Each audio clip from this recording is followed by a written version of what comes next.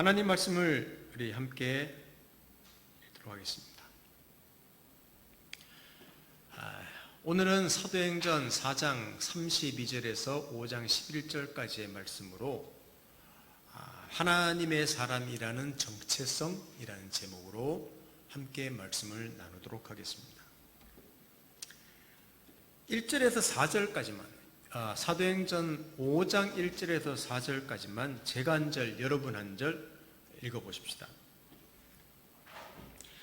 아나니아라 하는 사람이 그의 아내 삽비라와 더불어 소유를 팔아 그 값에서 얼마를 감추매 그 아내도 알더라.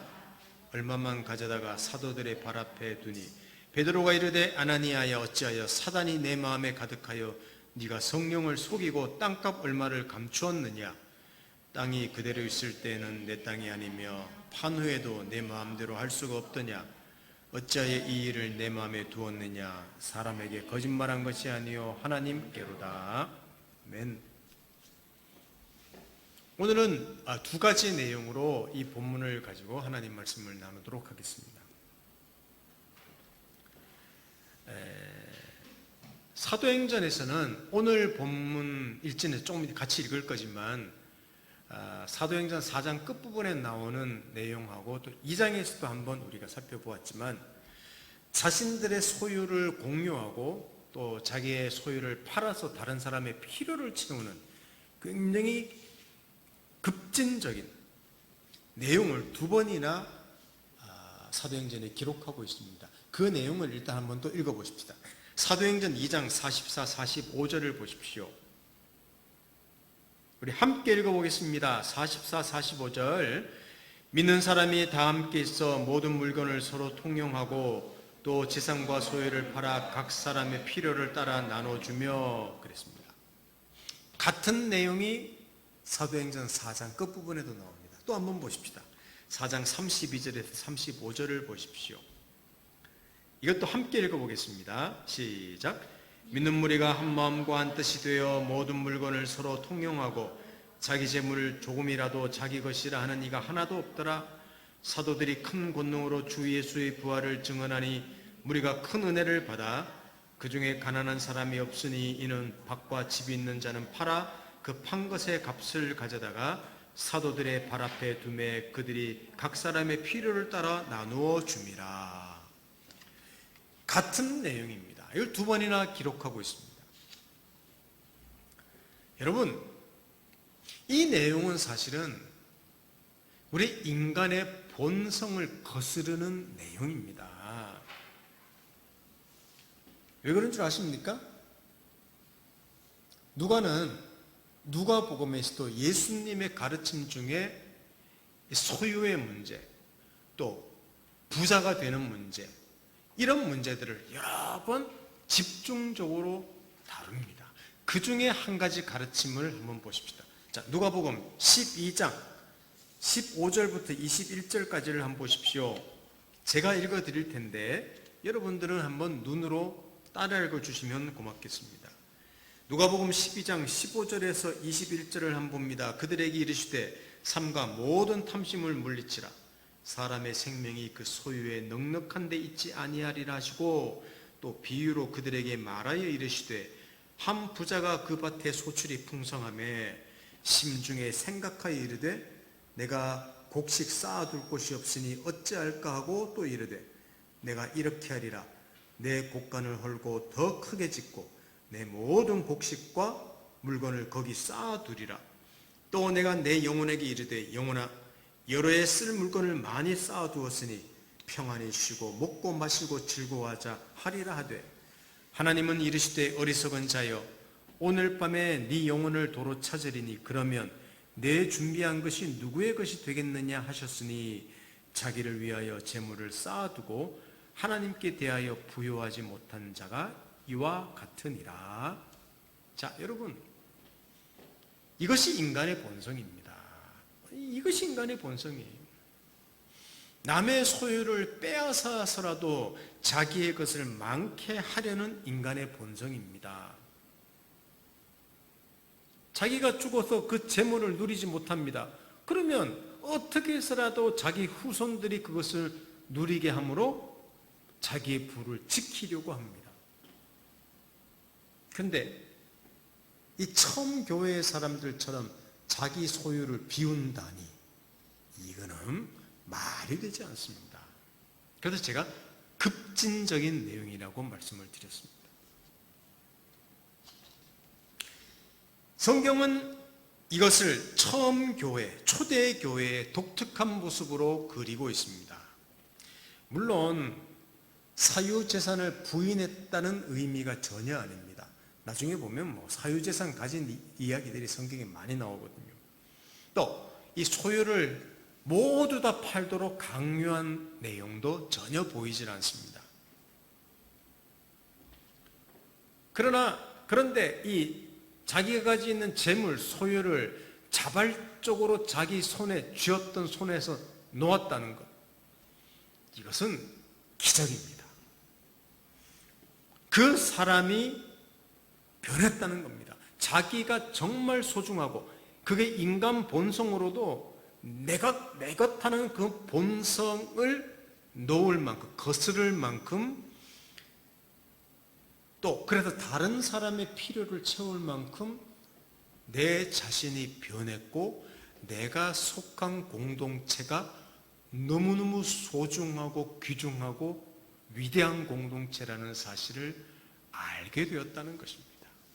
이게 그들이 헌신한 이유입니다.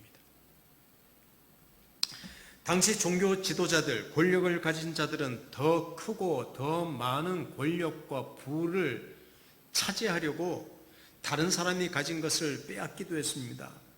우리 지난 시간에 살펴보았지 않습니까? 자기 권력을 유지하려고 너 무슨 권세로 여기서 설교하느냐라고 베드로와 요한을 붙잡아 오지도 않았습니까? 자기들만이 권력을 가진 자라는 거예요. 이건 권력만 말하는 게 아니라 로마 앞잡이처럼 살면서 엄청난 부를 소유했습니다.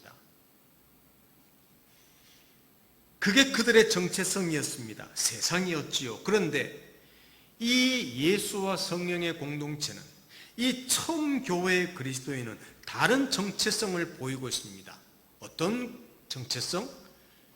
가치가, 보통 사람들이 가지고 있는 가치가 전도된 그런 공동체였다는 것이죠. 자, 어떤 공동체? 가치가 전도된 공동체였습니다. 여러분,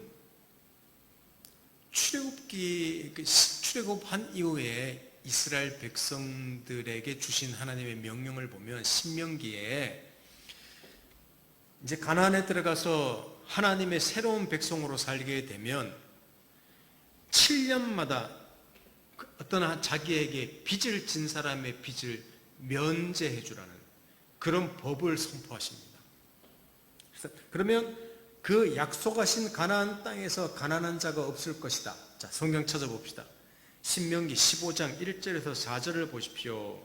신명기 15장 1절에서 4절. 매 7년 끝에는 면제하리라. 면제의 규례는 이러하니라. 그의 이웃에게 꾸어준 모든 체주는 그것을 면제하고 그의 이웃에게나 그 형제에게 독촉하지 말지니 이는 여호와를 위하여 면제를 선포하였음이라. 이방인에게는 네가 독촉하리니와 내 형제에게 꾸어준 것은 내 손에서 면제하라. 내가 만일 내 하나님 여호와의 말씀만 듣고 내가 오늘 내게 내리는 그 명령을 다 지켜 행하면 내 하나님 여호와께서 내게 기업으로 주신 땅에서 네가 반드시 복을 받으리니 뭐라고 했습니까? 너희 중에 가난한 자가 없으리라 그랬습니다. 이것이 출애굽하여 애굽에서 꺼내와서 새로운 약속하신 땅에서 하나님이 이 세상 가운데 제사장 나라로, 거룩한 나라로 만들려는 하나님의 공동체였습니다. 그러니까 하나님의 은혜와 기적으로 그의 주권으로 이스라엘 백성을 건져내서 그 위대한 공동체 아닙니까? 그런 삶, 그런 공동체가 너무나 위대했기 때문에 야, 하나님이 그렇게 명령하신 거예요. 너한테 빚진 거, 너 엄청난 은혜 받은 사람 아니냐? 너 빚진 거 7년마다 다, 왜냐면 1,000만 원 빚졌으면 그거 다 탕감해 주는 거예요. 결국 목적은 가난한 사람이 없도록 하여라. 이런 하나님의 명령이었습니다. 그런데 제가 왜 이 말씀을 드리는가 하면 지금 이 초대교회, 처음 교회 공동체는 어떤 공동체입니까? 사실 출애굽한 이스라엘 백성만큼, 아니 그것보다 더 위대한 공동체예요. 하나님의 아들 예수 그리스도 안에서 성취된 엄청나고 완전한 죄사함, 죄사함의 용서, 우리가 가지고 있는 엄청난 빚을 탕감받은 그런 공동체 아닙니까? 이런 공동체이기 때문에 7년마다 빚을 면제해 주는 정도가 아니라 예수 그리스도 안에서 자신들의 소유를 공동으로 사용하며 또 자기의 소유를 팔아서 내 형제들의 필요를 채우는 그런 일을 했다는 것입니다. 그러니까 여러분, 이런 모습은 야, 너 구원받았으니까 너 물건 팔아서 다른 사람들 나눠줘, 이런 명령에 의해서 주어진 게 아니라 자신들이 누구인가를 고백한 것입니다.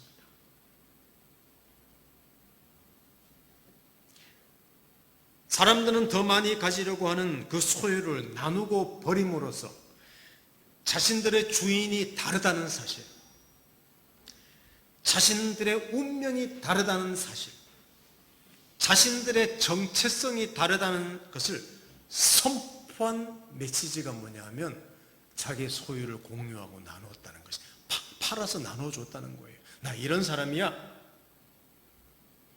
은혜로 사는 존재야. 원인을 나에게 두지 않는 존재야. 이것을 지금 이 초대교회에서 보이고 있는 내용입니다. 그게 물건을 나눈 내용이에요. 그러니까 그 구원받은 그 사람이 얼마나 위대하고 대단한 은혜 받은 정말 복받은 존재이며 그 공동체가 그런 공동체라는 사실을 바로 이런 삶을 통해서 고백한 것이죠. 선포한 것이죠. 그리고 자기가 가지고 있는 것을 비움으로써 아까 본성을 거스른다고 했지 않습니까? 이 세상을 살아내면서 이 세상의 가치관과 거대한 만몬 앞에서, 그 거대한 재물, 부와 앞에서 세상을 맞서는 방법이 또 무엇이었는가 하면 자기 것을 나누는 것이었습니다. 이게 세상을 이기는 방법이었습니다. 만몬을 이기는 방법이었습니다. 여러분, 이것은 하나님께서 이 특이한 헌신을 한 이 초대교회 사람들의 삶을 통해서 이 땅에서 자신이 만들어내는 사람들이, 구원한 사람들이 누구인지를 담아낸 하나님의 메시지입니다. 이걸 누가가 기록했습니다. 사랑하는 성도 여러분, 그렇다면 이것은 오늘 그 사도행전 4장에 나오는 이 내용, 또 2장에 나오는 이 내용은요, 모든 그리스도인이 반드시 실천해야 될 목록일까요? 그렇지는 않습니다. 오늘 이 원문도 자세히 읽어보면 그렇게 계속 했다고 나오는 게 아니라 자발적으로 했고 산발적으로 필요에 따라 자기 물건을 팔아서 나눠주었습니다. 그래 제도화한 것이 아니죠. 사유재산 가질 수 있습니다. 안 팔아도 됩니다. 그러나 이들 중에 어떤 사람들은 그렇게 했습니다. 만일 우리도 이 초대교회, 처음 교회에 나온 이 사람들처럼 우리도 재물에 대해서 그렇게 한다면 이거는 너무나 감사하고 감격할 일일 것입니다. 왜냐하면 이 세상에서 하나님께서 우리 안에서 엄청난 메시지를 담는 삶을 살고 있기 때문입니다. 그러니까 만일 그렇게만 우리가 할 수 있다면, 내가 가진 재물을 푹 나눌 수만 있다면 위대한 일입니다. 그리고 사실 우리가 알게 모르게 우리가 자신의 것을 거룩하게 허비하고 있는 것들이 있습니다. 무엇인지 아십니까? 여러분 이 자리에 있지 않습니까? 우리 주일에 하루를 정해서 예배 드리는 것, 이거 쉽지 않습니다. 여기 앉아 계신 분 중에도 어떤 분은 첫 차 타고 여기서 대전까지 가는 시간입니다. 엄청난 여행 가듯이 2시간 걸쳐서 예배를 참석하는 거 이거 쉽지 않습니다. 하루를 정해서 예배를 드립니다. 또 우리 무엇하죠? 예배 시간에 헌금 드리죠. 이것은 우리가 누구이며 무엇으로 살아가는 존재인가를 고백하는 것입니다. 주일 성수해야 된다, 그 정도가 아닙니다. 예배 중에서 헌금하는 순서가 있다, 그 정도가 아닙니다. 우리의 신앙 고백입니다. 우리의 정체성 확인입니다. 이것을 선포하는 겁니다. 그리고 우리가 이 만몬이 지배하는 이 세상에서 세상을 맞서는 모습이 뭐냐 하면 내 것을 가지고 드리는 거예요. 헌금이 바로 그런 겁니다. 하나님, 저 하나님께 항복한 사람입니다. 하나님이 주인입니다. 예수께서 주인입니다. 그리고 이 돈 정말 저한테 필요합니다. 근데 저는 돈으로 사는 사람이 아닙니다. 원인이 나에게 없습니다. 하나님 은혜로 삽니다. 지금까지 은혜로 왔습니다. 평생 하나님 은혜가 지배하는 인생일 줄 믿습니다. 여러분, 이런 고백이 내 재물을 나누는 거예요. 헌금하는 거예요. 10,000원, 20,000원 헌금하는 것, 11조 드리는 것, 어떤 기관에 기부금을 내는 것, 사람들을 섬기고 대접하는 것은 우리가 다르게 나를 위해서 쓰는 것에 비하면 사실은 얼마 되지 않을 것입니다. 그러나 이것은 우리의 신앙 고백이며 우리가 누구인지 확인하는 것임을 알 때 저는 많든 적든 굉장히 귀중한 헌신이라고 생각합니다.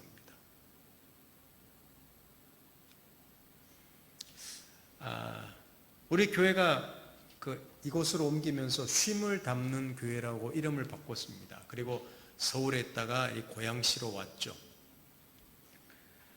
근데 아직 또 코로나 시대 속에서 전도하거나 사람들을 만나서 쉽지는 않습니다.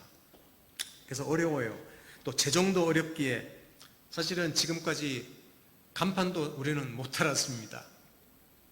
그러던 중에 우리 함께 기도하자고 했는데 한 형제가 적극적으로 알아보면서 자기가 모아둔 것이 조금 있다고 그냥 헌금을 하겠다고 했습니다. 간판 비용의 절반이 해결된 것이죠. 그래서 일이 진행되고 있습니다. 물론 나머지 비용도 재정상으로는 부족하지만 이런 헌신이 있기 때문에 일을 시작한 거예요. 여러분, 돈이 있다고 드리는 것 절대 아닙니다. 이거는 인간이 가지고 있는 그 본성을 거슬러서 한 믿음의 행동입니다. 저는 그렇게 생각합니다. 그리스도 안에서 마음이 하나가 되었기에 내가 있는 이 공동체가 위대한 공동체라고 생각하기 때문에 하나님께 감사하면서 자기 것을 나누는 것입니다. 이게 예수 그리스도 안에 있는 사람의 정체성입니다. 바로 본성을 거스르는 정체성이죠. 사랑하는 성도 여러분, 여러분은 세상을 거슬러 사는 하나님의 사람 예수의 이름을 가진 정체성을 어떻게 드러내고 살아가고 있습니까? 오늘 설교는 이렇게 한번 질문을 드리면서 적용으로 말씀드리고 싶습니다. 그런 중에 이 공동체에서 한 사건이 일어납니다. 아나니아와 삽비라라고 하는 한 부부가 자기 소유를 팔았습니다. 사도들 발 앞에 두었는데 오늘 성경은 일부분을 감추었다고 합니다. 그래서 이 두 사람은 졸지에 급사하고 맙니다. 죽임을 당합니다. 이게 오늘 5장에 기록된 내용이에요. 자, 5장 1절에서 11절까지 내용인데 제가 한 절, 여러분 한 절, 우리 쭉 이 사건의 전모를 한번 보십시다. 아나니아라는 사람이 그의 아내 삽비라와 더불어 소유를 팔아 여러분 그 값에서 얼마를 감춤해 그 아내도 알더라. 얼마만 가져다가 사도들의 발 앞에 두니 베드로가 이르되 아나니아야 어찌하여 사탄이 네 마음에 가득하여 네가 성령을 속이고 땅값 얼마를 감추었느냐. 땅이 그대로 있을 때에는 네 땅이 아니며 판 후에도 내 마음대로 할 수가 없더냐? 어찌하여 이 일을 내 마음에 두었느냐? 사람에게 거짓말한 것이 아니요 하나님께로다. 아나니아가 이 말을 듣고 엎드러져 혼이 떠나니 이 일을 듣는 사람이 다 크게 두려워하더라. 젊은 사람들이 일어나 시신을 싸고 메어 나가 장사하니라. 3시간쯤 지나 그의 아내가 그 일어난 일을 알지 못하고 들어오니 베드로가 이르되 그 땅 판값이 이것뿐이냐? 내가 말하라니 이르되 예 이것뿐이라 하더라. 베드로가 이르되 너희가 어찌 함께 꾀하여 주의 영을 시험하여 하느냐? 보라 내 남편을 장사하고 오는 사람들의 발이 문 앞에 이르렀으니 또 너를 메어 나가리라 하니 곧 그가 베드로의 발 앞에 엎드러져 혼이 떠나는지라. 젊은 사람들이 들어와 죽은 것을 보고 메어다가 그의 남편 곁에 장사하니 온 교회와 이 일을 듣는 사람이 다 크게 두려워하니라. 참 가혹한 이야기입니다. 이해할 수 없는 사건입니다. 하나님이 어떻게 이러실 수가 있습니까? 예수 그리스도 자기 아들을 보내시며 이 죄인을 사랑하신 주님, 그래서 그 피로 값을 주고 만드신 교회의 한 귀중한 성도인데 잠시 속였다고 이렇게 바로 데려가실 수 있습니까? 그것도 두 사람 다를. 아니 그리고 개구리 올챙이 시절 모른다고 베드로는 자기 스승인 예수를 모른다고 3번이나 부인하고 저주까지 했던 사람인데 거짓말 한 번 했다고 그 성도를 몰아붙여서 이렇게 하나님이 심판하는 자리, 어떻게 이것을 그 베드로라는 사람이 진행을 할 수 있겠습니까? 솔직히 죽일 필요가 없는 사건입니다. 제가 볼 때는 CCTV 가려서 너 이게 문제야, 왜 거짓말하니? 그를 회개시켜서 마음을 바르게 갖도록 하는 것이 십자가에서 죽이신 예수 그리스도의 용서와 사랑이 아니겠습니까? 그렇지 않습니까? 근데 이 부부와 비교되는 한 사람이 우리 읽지 않았지만 또 나옵니다. 4장 마지막 부분 한번 보십시다. 자, 4장 36절에서 37절을 보시면 이런 말이 나옵니다. 구브로에서는 레위족 사람이 있으니 이름은 요셉이라 사도들이 일컬어 바나바라 번역하면 위로의 아들이라 하니 그가 밭이 있음에 팔아 그 값을 가지고 사도들의 발 앞에 두니라는 한 실예를 기록하고 있습니다. 바나바라는 별명을 가진 요셉이라는 사람입니다. 그는 구브로라는 곳에 살았습니다. 그곳에 있는 자기 땅을 팔았습니다. 그리고 사도들 앞에 가져와서 헌신해 버렸습니다. 조금 전에 살펴본 본성을 거스른 그 사람들 중에 한 사람인 것이죠. 그런데 아나니와 삽비라가 자기의 재산을 팔고 가져왔습니다. 어쩌면 이 바나바의 헌신을 듣고 나도 하나님의 공동체를 위해서 헌신하고 싶다, 이런 도전을 받았을지도 모릅니다. 근데 요셉은 판 것을 다 사도 앞에 가져왔는데 이 아나니와 삽비라는 일부분을 감추고, 문제가 무엇입니까? 다 가져온 것처럼 속였다는 것이 이 사람의 문제입니다. 자, 4절을 다시 보시면, 사도행전 5장 4절을 보시면 베드로가 한 이런 말이 있습니다. 땅이 그대로 있을 때는 네 땅이 아니며 판 후에도 내 맘대로 할 수 없더냐? 무슨 말입니까? 그 네 땅일 때도 너가 맘대로 할 수 있고, 팔아도 네가 10만 원을 바치든 만 원을 바치든 100만 원을 바치든 네 마음대로 할 수 있는 거야. 이 말을 베드로가 했습니다. 무슨 말입니까? 아나니아와 삽비라가 거짓말 필요 없이 누가 정해주는 거 없으니까 마음대로 섬길 수 있었다는 사실입니다. 그런데 헌신한다는 명예는 받고 싶고, 나도 다 팔았어. 그리고는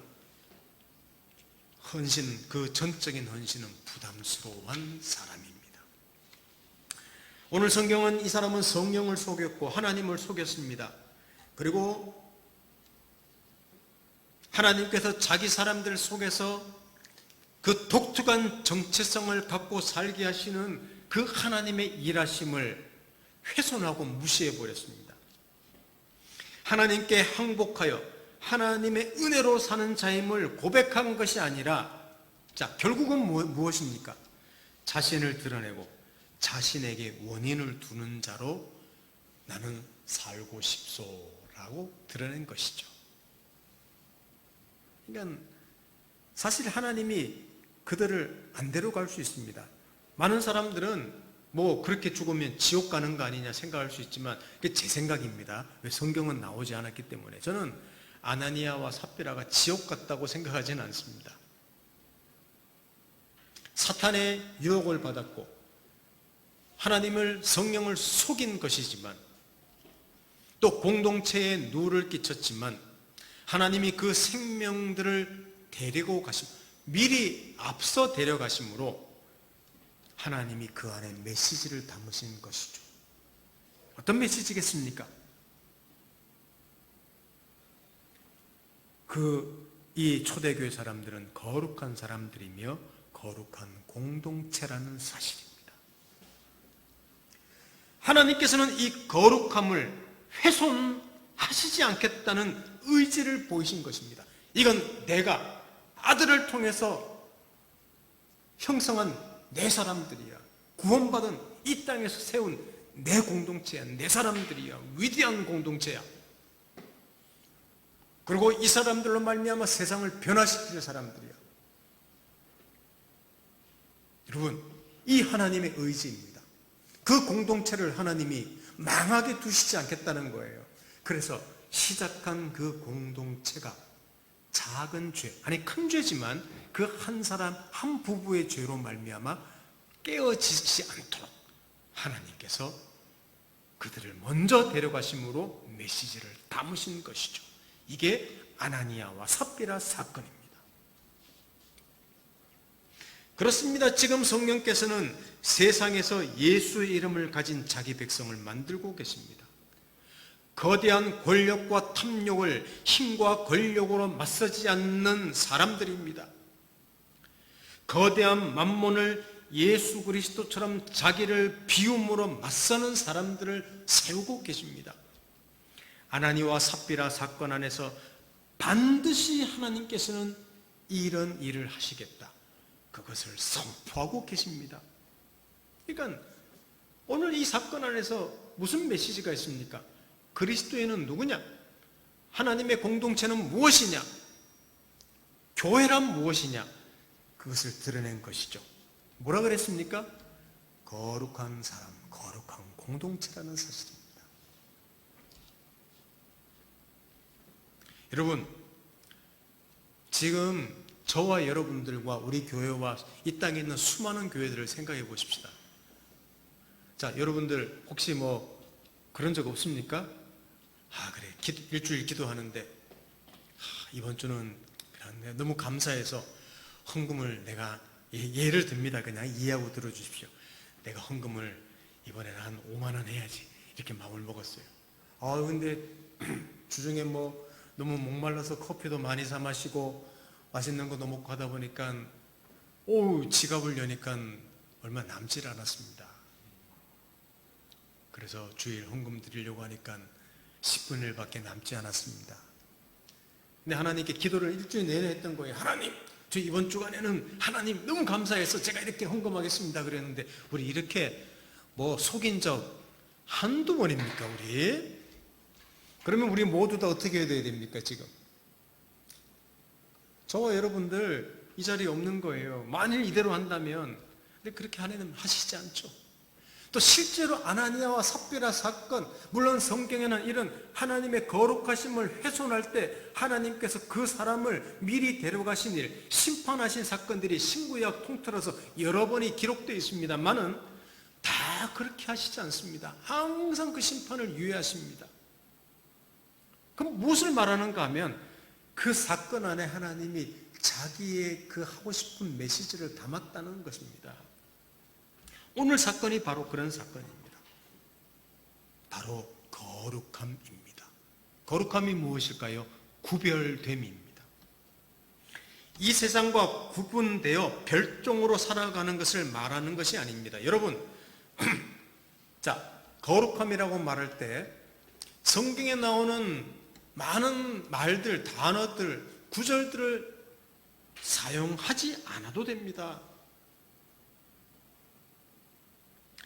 성경에 맥추절을 지키라고 해서 지금 우리 보리농사 짓지도 않는데 맥추절 지킬 필요 없습니다. 미용실 이름을 에베네셀 미용실이라고 안 해도 됩니다. 자식을 낳았는데 이름을 사무엘 요셉이라고 이름 안 지어도 괜찮아요. 가요를 부르면 안 되나요?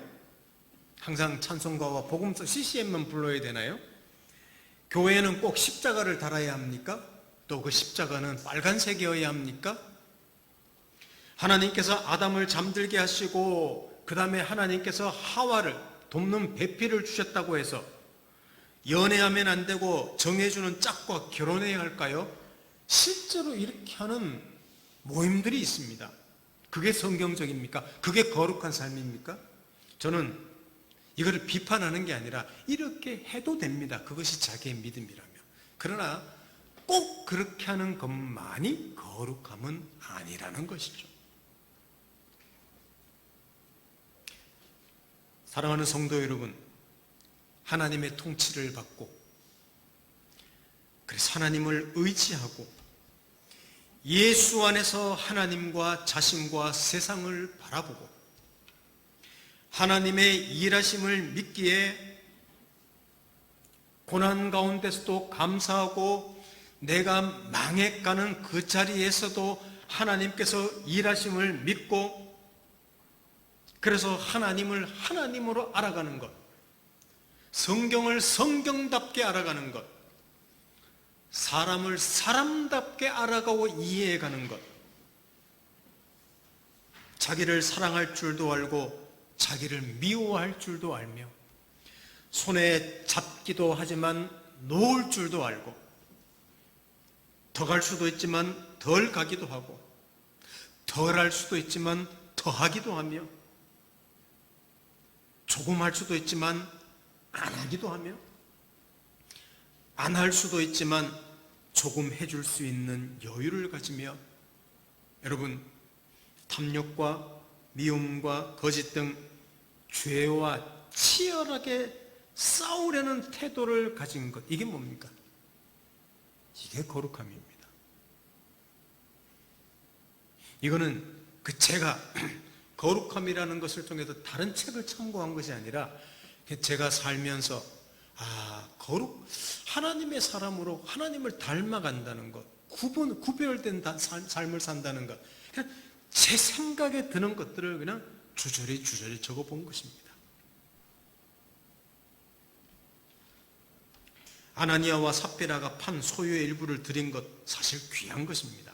재물 유용하게 사용할 수 있습니다. 그러나 중요한 것은 그 사람의 태도입니다. 한 사람의 거짓말과 자랑과 위선은 그 자신뿐만 아니라 공동체를 파괴할 수 있습니다. 이 한 사람의 거룩함을 깨트린 것, 여러분 작은 거짓말 아닙니까? 죄와 치열하게 싸우려는 흔적이 없었습니다. 그래서 하나님이 그를 데려가신 것이죠. 사랑하는 성도 여러분, 우리 자신이 거룩한 자이며 거룩한 공동체임을 알 때 우리의 정체성을 우리의 삶에서 드러내는 용기가 있기를 바랍니다.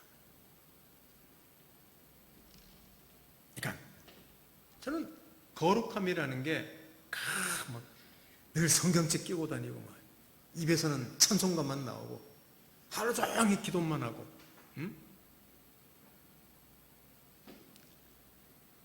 물론 술을 마셔서는 안 되지만 입에도 절대 되지 않는 거.